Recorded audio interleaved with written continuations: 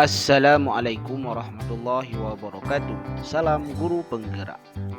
Rekan penggerak semuanya, perkenalkan nama saya Zulhaimi SPD. Saya adalah calon guru penggerak angkatan 10, tempat tugas SMA Negeri 1 Delima. Pada video kali ini saya akan memaparkan tugas koneksi antar materi Modul 2.1 tentang pembelajaran berdiferensiasi.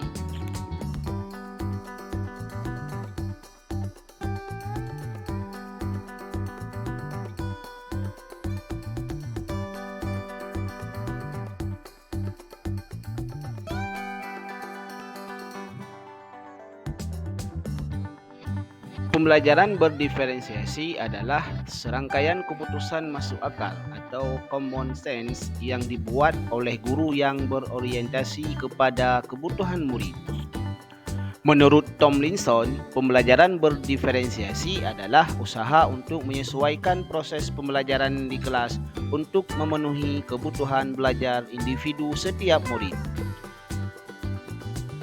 Agar dapat melakukan pembelajaran berdiferensiasi di kelas, guru harus menentukan tujuan pembelajaran, menentukan kegiatan pembelajaran berdiferensiasi yang akan dijalankan dalam diferensiasi konten, diferensiasi proses, dan diferensiasi produk.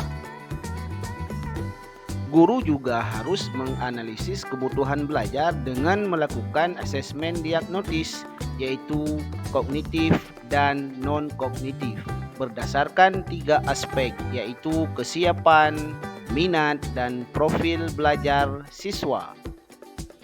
Menciptakan lingkungan belajar yang mengundang murid untuk mau belajar. Serta guru menentukan strategi dan alat penilaian yang akan digunakan.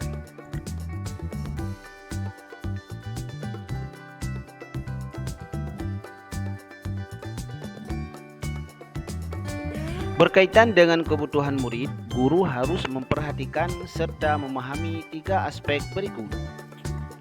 Yang pertama, kesiapan belajar murid. Yang kedua, minat belajar murid. Yang ketiga, profil belajar murid.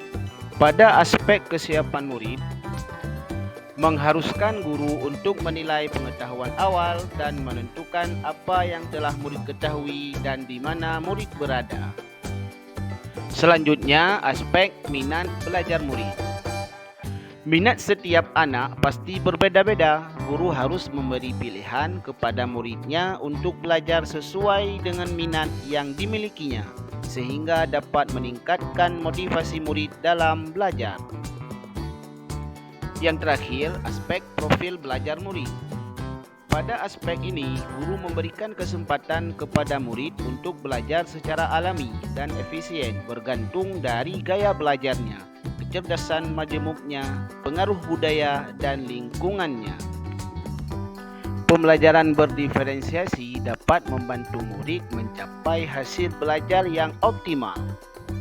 Guru dapat menerapkan 3 strategi diferensiasi secara tepat, yaitu: yang pertama, diferensiasi konten.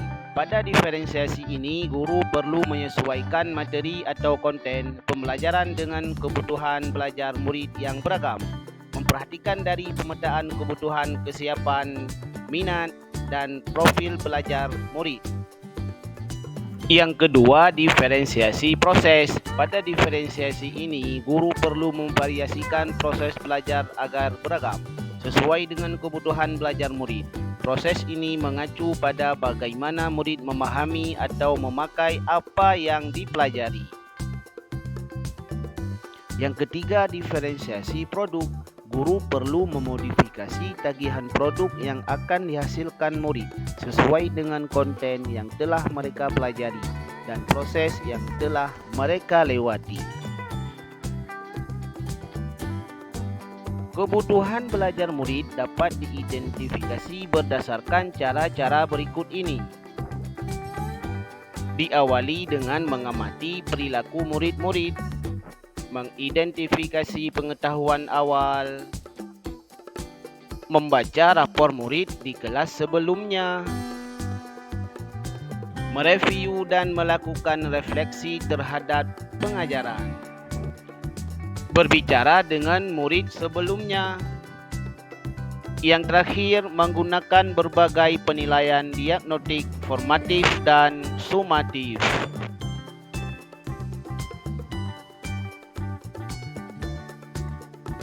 Kaitan modul 2.1 dengan modul 1.1 tentang filosofi Ki Hajar Dewantara. Untuk dapat melakukan pembelajaran berdiferensiasi, maka guru harus berusaha memenuhi kebutuhan belajar anak sesuai dengan kodrat alam dan kodrat zaman berdasarkan filosofi Ki Hajar Dewantara.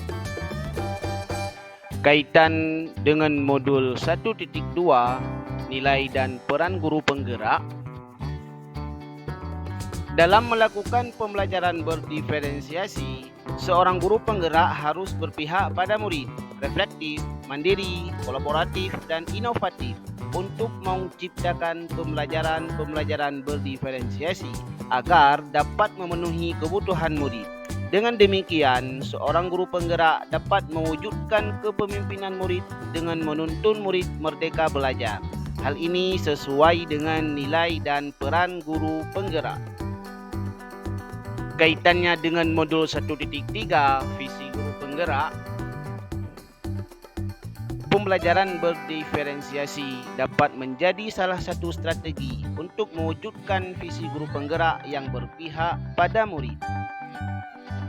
Sedangkan kaitan dengan modul 1.4, budaya positif, dalam pelaksanaan pembelajaran berdiferensiasi antara guru dan murid, harus ada kesepakatan kelas terlebih dahulu agar proses pembelajaran dapat berjalan dengan baik sesuai dengan nilai-nilai budaya positif. Akhir kata, semoga tergerak, lekas bergerak, mari menggerakkan. Terima kasih atas perhatiannya. Wassalamualaikum warahmatullahi wabarakatuh.